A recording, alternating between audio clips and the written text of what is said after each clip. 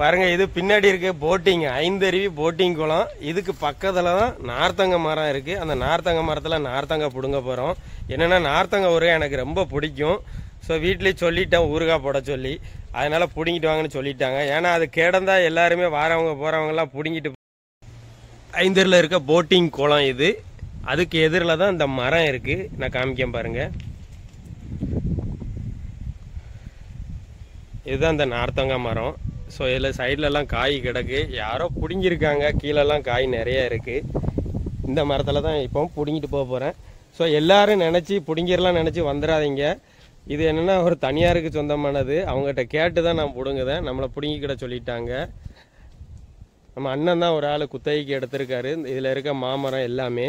இதில் தான் இன்றைக்கி நார்த்தங்காய் பிடுங்க போகிறேன் ஊறுகாய் போடுறதுக்கு. காய் கிடக்கு. ஒன்று ரெண்டு கீழெல்லாம் நிறையா உதிர்ந்து கிடக்கு. இதெல்லாம் என்னென்னா இதெல்லாம் குரங்கு பிடுங்கி போட்டிருக்கு. கிட்டத்துலேயே என்ன ஒன்று ரெண்டு காய் கிடக்க நம்ம மாப்பிள்ளை பிடுங்குதா அவ்வளோ.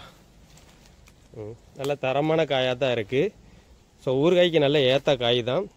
எவ்வளோ சேருதுன்னு தெரில. மரத்து மேலே ஏறி தான் பிடுங்கணும். அதுக்கு வலையெல்லாம் கொண்டு வந்திருக்கேன், வலைக்கம்பு.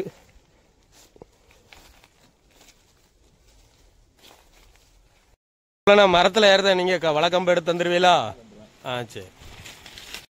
மரம் ரோட்டோரத்தில் இருக்குனாக்கில் யாரோ நார்த்தங்காயை களவாண்டுட்டு போயிருக்கு. களவாண்டுட்டு அந்த களக்கம்பை மரத்திலே தொங்க விட்டுட்டு போயிருக்காங்க பாருங்க. யாருக்கா களக்கம்பு எப்படி பிடிங்கிருக்காங்க? கீழே விட்டுறட்டா? துறப்போங்க. கீழே விட்டுட்டேன். காய் பரவாயில்லாமல் கிடக்கு ஒன்று ரெண்டு. நான் பறிக்காமல் இருந்தாங்கன்னா எப்படியும் ஒரு 20 கிலோவுக்கு சேர்ந்துருக்கும். இப்போ இருக்கிறது ஒரு 5-6 கிலோ 7 கிலோக்குள்ளே தான் சேரும். மாங்காய் மாதிரி லேசாக அத்து எடுக்க முடியல. ரொம்ப வலுவாக இருக்கு மாப்பிள்ள.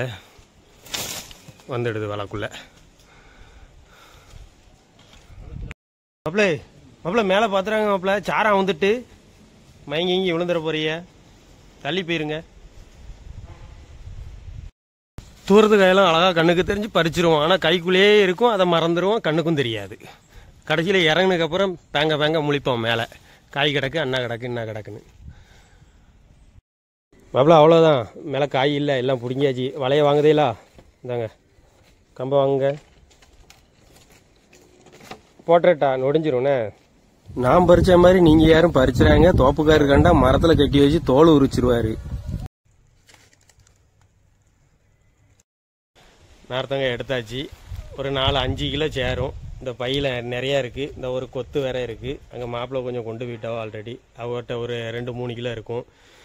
ஆளுக்கு பாதி பாதியாக பிரிச்சுக்கிட்டு கொண்டு போய் ஊறுகாயை போட்டு சம்முன்னு பழைய சோறுக்கு வச்சு சாப்பிட்ற வேண்டியதான்.